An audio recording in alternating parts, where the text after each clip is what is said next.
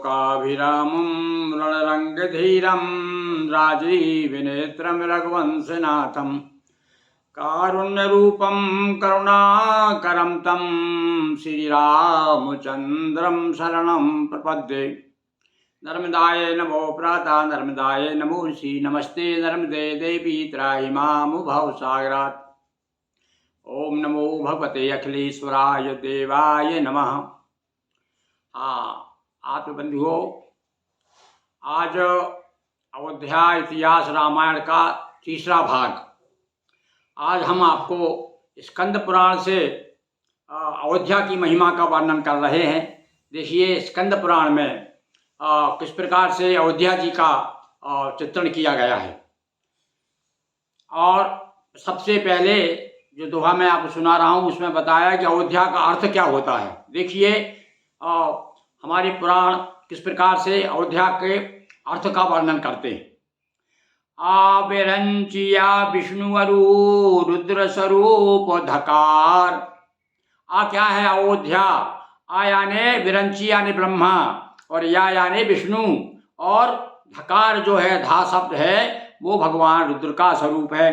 तो विरंची या विष्णुवरु रुद्र स्वरूप धकार, नाम अयोध्या सुशोभित जहाँ सरयू की धार।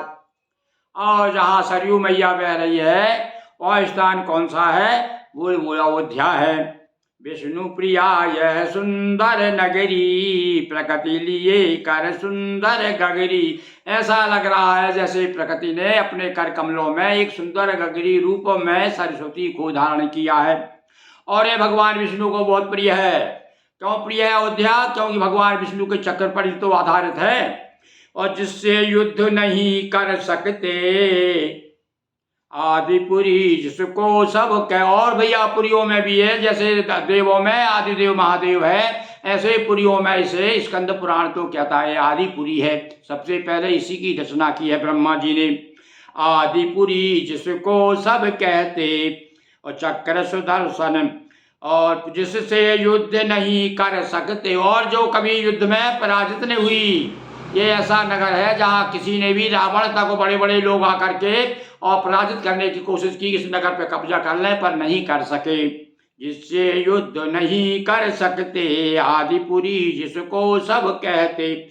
चक्र सुदर्शन पर जो स्थित, भगवान विष्णु के चक्र सुदर्शन पर विराजमान है अयोध्यापुरी।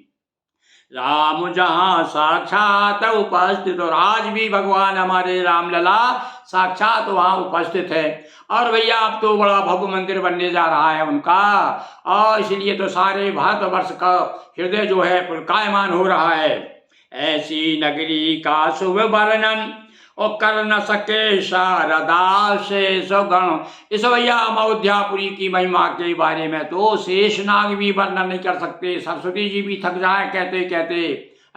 हम और आप क्या कर सकते हैं? तो स्कंद पुराण में स्पष्ट लिखा हुआ है, चक्र तीर्थ है यहाँ प्रसिद्धा, और तप से विप्र विष्णु भय सिद्धा। एक ब्राह्मण जो है यहाँ स्थान पर एक चक्र तीर्थ है अयोध्या में। अब देखिए अयोध्या में कौन कौन से प्रमुख स्थान है उसका वर्णन भी स्कंद पुराण में किया गया है। तप से विप्र विष्णु भय सिद्धा, और खोदी भू हरि चक्र उठाकर, और गंगा प्रगटाई हर्ष। ये सरयू रूपी गंगा को प्रकट कर दिए भगवान विष्णु ने अपने चक्र से खोद करके। यहाँ पर और चक्र तीर्थ का नाम सुख्याता, और पाप विनाशन हित विख्याता। पाप दूर करने के लिए चक्र तीर्थ बड़ा प्रसिद्ध तीर्थ है। यहाँ दान स्नान करे जो, हो अग दूर मनुष्य तरे वो। और यहाँ चक्र तीर्थ में आकर जो स्नान करता है उसके सारे पाप भाग जाते हैं।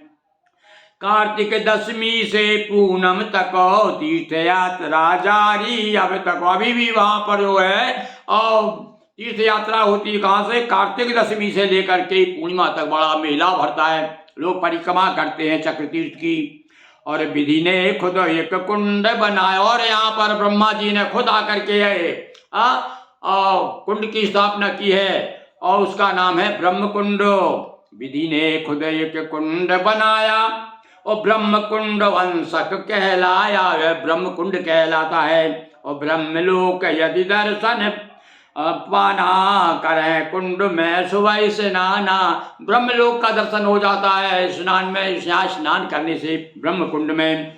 पूरब दिशि में सहस्त्र धारा उल्लखन से फन से सवार। और जो पूर्व दिशा में सहस्त्र धारा जो है ना, या अयोध्या जी के पूर्व दिशा में, वो लखन जी ने यानी लक्ष्मण जी ने सहस्त्र धारा से अपने फनों से, शेषनाग ने अपने फनों से तैयार किया है उसे। सीता ने भी कुंड खुदाया, सीता कुंड नाम जो पाया। और यह सीता कुंड भी बड़ा प्रसिद्ध कुंड है अयोध्या जी में। देखिए अयोध्या की महिमा स्कंद पुराण में गाई जा रही है। गया कूप में सब तीरथ जल, जो है पितर जनों का संबल। और एक गया तीर्थ भी है भैया यहाँ पर स्नान करने से, यहाँ दान पुण्य करने से, और यहाँ पर श्राद्ध आदि करने से, स्नान तर्पण करने से पुरखे तर जाते हैं। सोमयमा पर श्राद्ध कराए, यदि सोमवार को अमावस पड़े, सोमवती अमावस कहते हैं ना, यहाँ देखिए स्पष्ट लिखा हुआ है सोमवती अमावस्या की महिमा बताई है।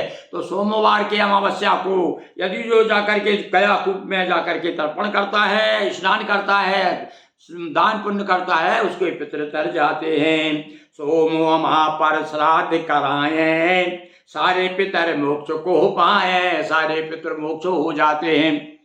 तो अवधपुरी की पुण्य प्रद जो दिशि है ईशान, यही राम जी अवतरे यही जन्म स्थान। बोलिए अवधपति रामचंद्र की जय, अयोध्यापुरी की जय, श्री नर्मदा मैया की जय। हर हर महादेव शंभो।